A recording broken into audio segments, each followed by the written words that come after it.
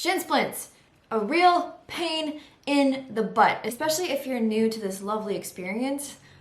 So today I'm going to be going over what they are, the causes of them, and give you some modalities on how to help prevent/fix this issue. I do have my NASM certification, so I'm not just like your Instagram girl that has a big butt trying to give you advice. What are shin splints? It is inflammation of the tendon and the muscle that surrounds your tibia, which is considered your shin bone. Your tibialis anterior is the muscle that usually flares up with shin splints. This is a type of overuse injury, so a lot of people who are new to running can experience shin splints. So how do you alleviate shin splints if you do have them? You are going to need a foam roller. What you do is you sit on top of the foam roller, like I'm showing you right there, and you just allow your own body weight to really put pressure on your shins to help roll out the lactic acid or the tightness in your tendons. What I see a lot of people doing wrong is they'll just roll out really fast, and that does nothing for your body. You want to find like those kind of tight, catchy spots in your shin. Just sit there for a few breaths, take 3 to 5 deep breaths, and then roll out, go lower on the shin. Now you do have to be careful. If you have stress fractures, this is not going to help. This is only going to make it worse, and the way you find that out is obviously by getting x-rays, going to your doctor. But if it just hurts way too much, like, don't do that. Your tibialis anterior is probably too inflamed or you have stress fractures. So take this with a grain of salt, just listen to your own body. Next, you actually want to start rolling out your calves as well.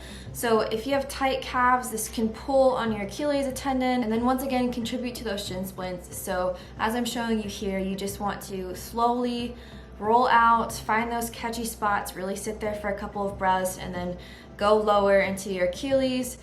There's a couple of different ways that you can roll your calves out. Totally up to you how you want to roll your calves out, but make sure you go slow. The next thing that could help with your shin splints are stretching out those muscles in the lower legs. So as I'm doing here, you're just going to lean back as far as you can. If you want to go back even further until you can feel the stretch, go for it. Definitely don't overstretch here. So just go back as far as your body will allow you.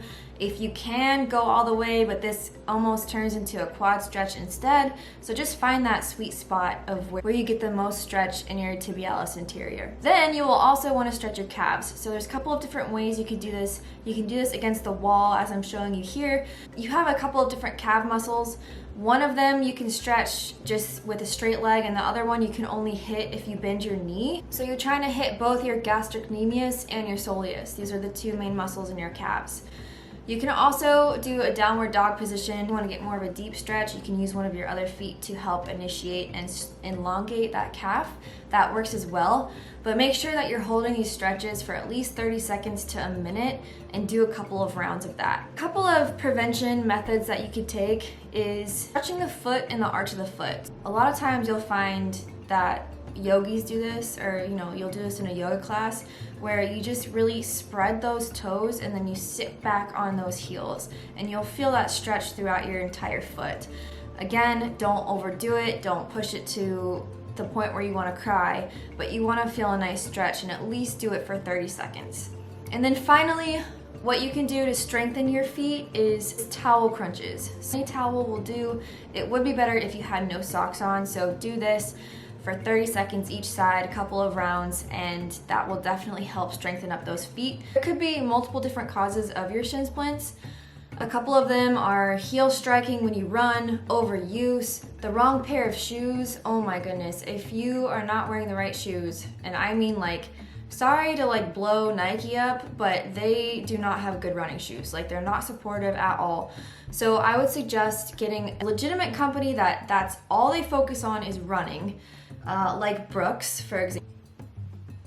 That is dog shit. Like these are amazing. They're Brooks. They've lasted me for over a year now, and I have not once experienced shin splints when I wear these. Some other causes could be running on uneven ground or hard pavement, impact to your body over and over and over when your body's not used to that. And then your feet can also be a contributing factor, having collapsed arches.